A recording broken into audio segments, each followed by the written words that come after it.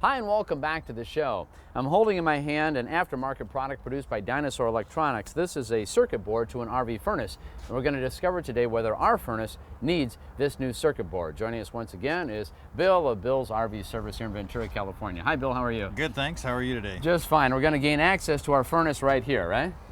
Yeah, this is a simple one to get to. So we're just going to pop the front cover loose here. Okay.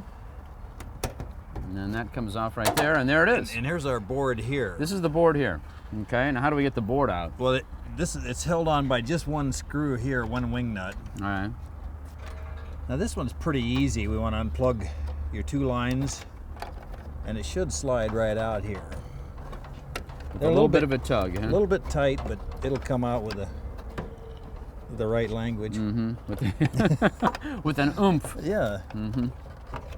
Then again, maybe not. There she comes.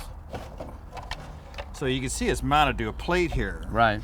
Now this particular board's covered, but it looks similar to that underneath here. Inside here. Inside there. And we don't need the cover off to test it. Okay, let's test it over here in this area here. Yeah, let's take it over to the tester here. Okay. Now most of these boards can be tested at any dealer. You can take them in, they've got a tester similar to this.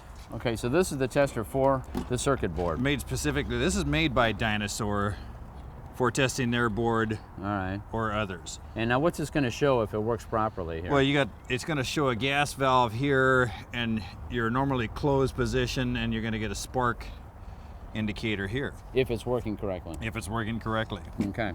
So let's just plug this right onto the board here. You plug this on this side here. All right. And then this is your spark indicator here. So it's got to go in here where the original electrode came from. Okay, now what are we going to be watching for now? Well, now let's turn it on and you'll see. Okay. So now you can see we're in a normally closed position where there's about an 18-second delay before ignition. When it tries to get ignition, you're going to see a gas valve and an ignition light. All right, so if it doesn't function, it'll stay in the normally closed position. There we go. Now there it goes. You can see the gas valve. And the igniter. You can actually hear it. Yeah, so this is working properly then. This one's working properly. So Okay. it's very likely there's another problem with this furnace. Good deal. Okay. So let's turn it off, and we can unplug it and put it back in and test for something else. All right. All right, Bill, time now to test the voltage. And you know, we were talking about these circuit boards. A lot of times they return them when they don't really have to return them, right? Yeah, 75% of the boards that go back are still good. Mm-hmm. So this board tests okay. Obviously there's another problem. So okay. Let's check the voltage on it. We need at least 10.5 volts. All right, and you're for going to this use furnace this, to right? offer. I'm going to use this. This is a digital voltmeter. Most people have them, or you can get them at any Radio Shack. And how do we set this up? Why don't you hold that for me? All right.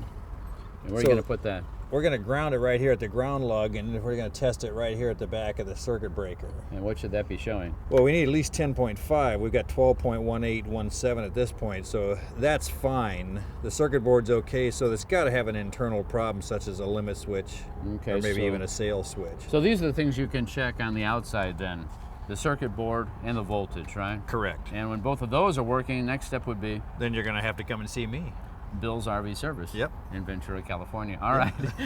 Thank you, Bill. Once again, job well done. Thanks for all your help.